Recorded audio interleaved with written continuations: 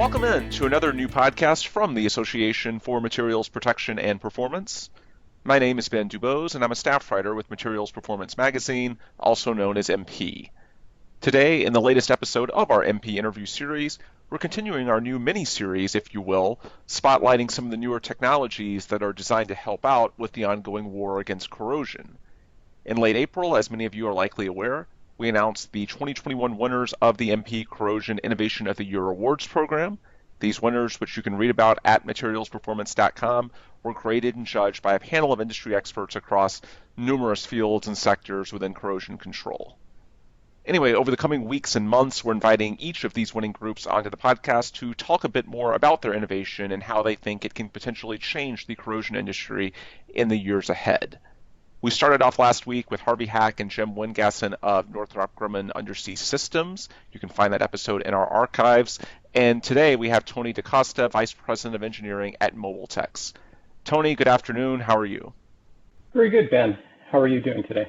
Can't complain. Thanks for taking the time to join us. And Tony, I think a good place to start, if you could, just give us a little bit of background on your position, your career in the industry, your role with Mobiltex, and, well, actually, before we even get to you in particular, I guess if you could, just for anyone not familiar with Mobiltex, fill our listeners in about what you all do, and then give us a little bit of your personal background as well.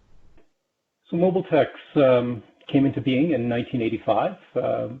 We started out in communications very early on, connecting mobile data systems with centralized data platforms. We've continued that on through into the cathodic protection space, where we're doing remote monitoring of pipeline parameters, specifically related to cathodic protection. We design and build all of our equipment in-house, and we also have our own data platform that all of those IoT devices report into. As far as my background, as you mentioned, I'm currently VP of Engineering for Mobiltex. I hold a bachelor's degree in electrical engineering from the University of British Columbia, and also hold a NACE CP1 certification. I started my engineering career in Vancouver 29 years ago, where I was involved in the design of mobile digital radio systems that were really a precursor to today's cellular systems. And there I worked with the design of digital, analog, and RF systems. Also, part of that role involved working closely with production on new product introductions. Then decided to move to Calgary and started working for Harris Wireless on digital signal processing algorithms for digital cellular base stations. And finally, I joined Mobiltex 22 years ago as a hardware design engineer, took on more responsibility for systems design, and gradually transitioned to a management role through those years. While at Mobiltex, I've had responsibility for development of most of the current product portfolio. It's a portfolio that I'm really quite proud of. So did you ever imagine when you first started out, I mean, that's an interesting background, that you'd be going down the corrosion path? What was the point in which, you started transitioning your software expertise to this particular industry and saw what the potential might be? The transition really occurred when I moved to Mobiltex. Mm-hmm. At that point in time, the remote monitoring of corrosion was actually a very small sliver of our business, but we did have product that was already being used by customers in the field, and we started seeing more and more demand for the remote monitoring of these assets to keep them protected. So it really grew from that. Yeah, that makes sense. I mean, I suppose it's a pretty interesting case study, just your background on how widespread this industry can be, in which, we don't know exactly what it's going to be in the coming years, but at the same time, you never know when a newer technology that emerges is potentially going to be able to make a dent in this industry as well. So I would think that your background is sort of a hopeful one for a lot of folks, and that even if you don't necessarily go to school or whatever it is to be a corrosion engineer, there might be a way that you help out the industry down the line just within these new technologies. Does that make sense? Oh, absolutely. Uh, the amount of technology that we're seeing going into pipelines these days is just incredible. Mm-hmm. Previously, we saw a lot of people that would be doing manual, tedious work to maintain these pipelines, Mm-hmm. and now it's possible to sit in your office Yep. and attain that same level of visibility into that asset without having to leave, and you're able to get a much better data set on how those assets are operating. So technology is just a game changer for this industry. Yeah, absolutely. We usually do a couple of rapid fire personal questions towards the end of these podcast interviews, but I thought I would sneak that in on the front end just because when you were explaining your background, I think it's always so interesting when you get someone who didn't know all along that they were going to necessarily be in the corrosion engineering field, that it's sort of the evolution of technology and the modern world that lends itself to seeing some of these outside technologies make a dent in our industry as well. I certainly did not know from my perspective that I was going to be a corrosion journalist, if you will. It just sort of happened by happenstance, I suppose. And at the same time, I think it's probably good because then you bring in outside perspectives as well. Anyway, Tony, to circle back to the origins of our discussion, tell our listeners about your winning innovation. What is it and how does it work? Right. So our innovation, the Core-Talk RMU1 with INT1 interruption peripheral, really represents the cathodic protection industry's first permanently installed battery-powered remote monitoring device that enables GPS synchronized interruption for critical bonds and sacrificial anodes. The RMU1, which is the controller for the whole system, adds two-way communications, enabling it to receive commands and to control that new INT1 peripheral device for the synchronization of the interruption waveform. The innovation eliminates the need for technicians to install portable interrupters to break bonds or interrupt sacrificial anodes during annual or indirect survey activities. The product can be installed within minutes inside a standard 3-inch test station that allows field technicians to greatly expand the remote monitoring and interruption programs to improve operating efficiency, accuracy of measurements, achieve compliance, and ultimately improve the safety of field personnel and the public. So, how long have you all been working on this? And I suppose what was sort of the driving force to develop this technology? Let me start off with a little bit of background on cathodic protection. Mm-hmm. And apologies to all of the CP experts out there. You know this inside and out. Normally, pipelines are protected against electrochemical corrosion, more commonly known as rust, by coatings that are applied to the outside of pipes. However, inevitable defects in the coating allow contact between the metal in the pipe and the surrounding environment, which leads to rusting of the pipe at the coating defect location. This rusting eventually leads to perforation of the pipe and along with that leaks of the product carried by the pipeline. Mm-hmm. Now, instead of fixing coatings, which would be difficult to accomplish on buried pipe, impressed current rectifiers and sacrificial galvanic anodes are installed to polarize that pipeline, which prevents the normal chemical reaction that causes rust at the defect locations. Mm-hmm. So the two systems collectively are known as cathodic protection. There are test stations at locations typically spaced at increments of 1 mile or less, where then a variety of readings can be taken on that pipe. Mm-hmm. So to validate the operation of the rectifiers and sacrificial anodes and their effectiveness in preventing corrosion, measurements are made of critical parameters along the pipeline at test stations during annual surveys and close interval surveys. These measurements are compared against standard protection criteria values to gauge proper operation of the rectifier and galvanic anode systems. Now, some of those measurements require that all sources of protection current be removed while the measurements are made. And these measurements are known as instant off potentials.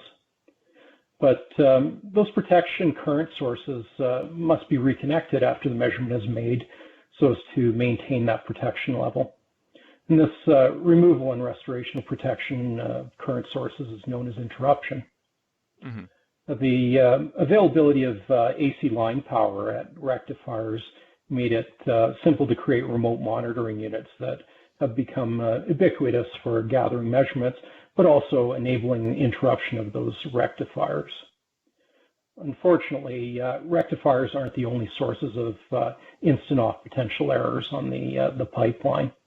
So bonds and sacrificial anodes are a different matter in terms of remote monitoring and control.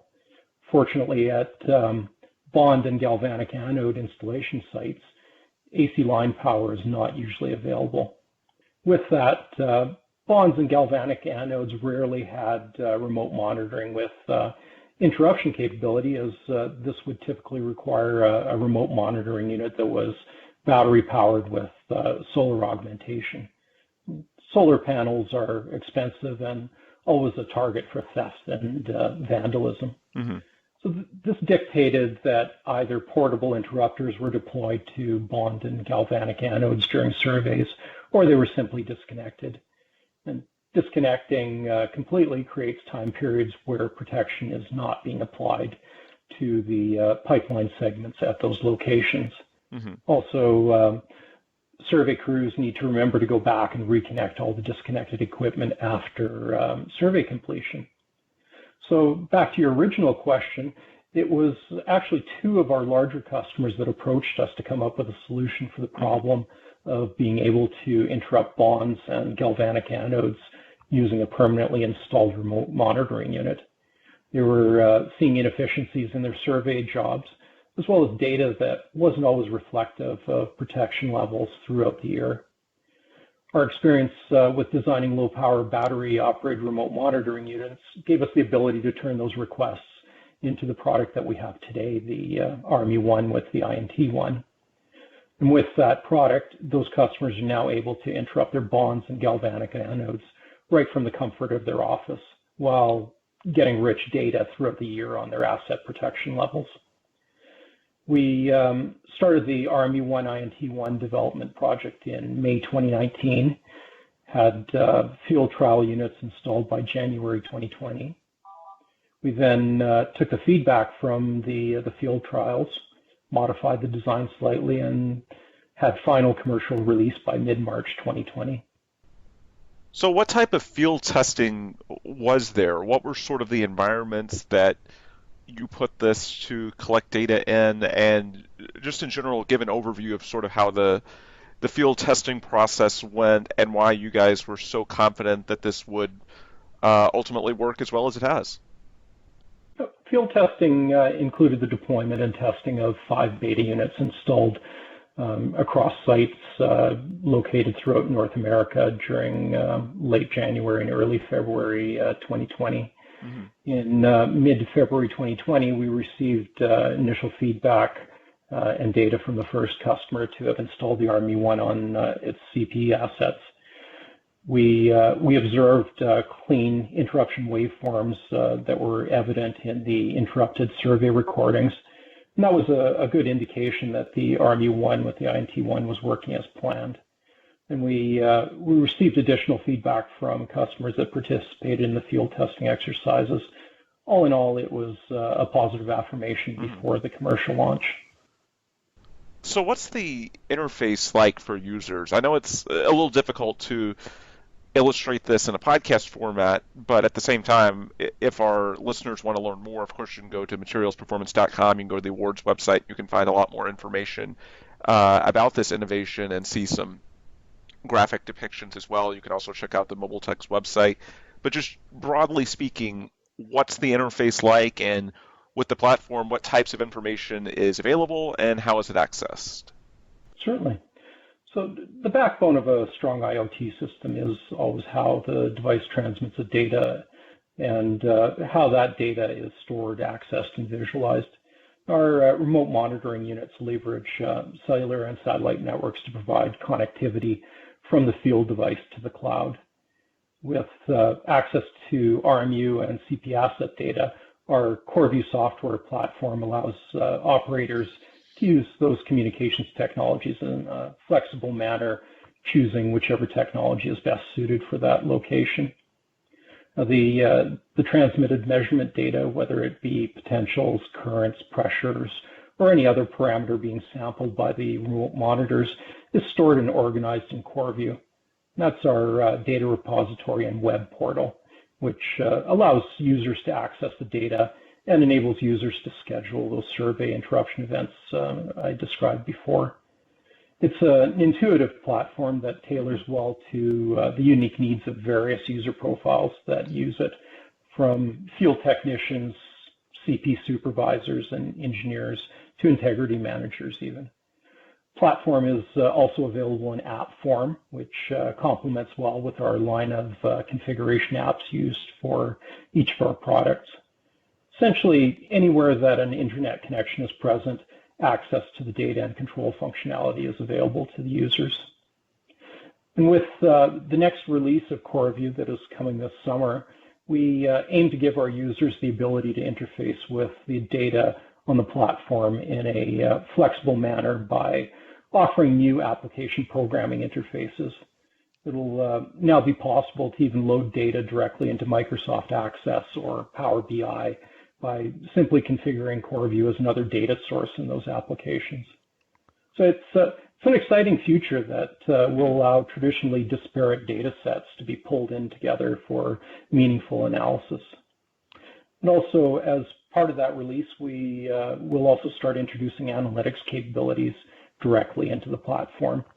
A common complaint is that of data overload with remote monitoring systems. False positives on alarming cause complacency when which results in true alarms being missed. And that sea of data that comes in from all of those remote monitoring units just becomes a blur. So what if we started applying machine learning to those alarms to determine which are likely to be true alarms based on historical information? Or how about analytics on that sea of data to start making predictive failure analysis? We can let users focus on other tasks to ensure asset integrity while some smart algorithms help analyze all of that data that's coming in from the remote monitoring units. So this became commercially available in basically March 2020, right? That's correct. Okay, so it's been a little over a year. You mentioned the sea of data as certainly one thing that I'm sure you've heard from customers, clients, what have you.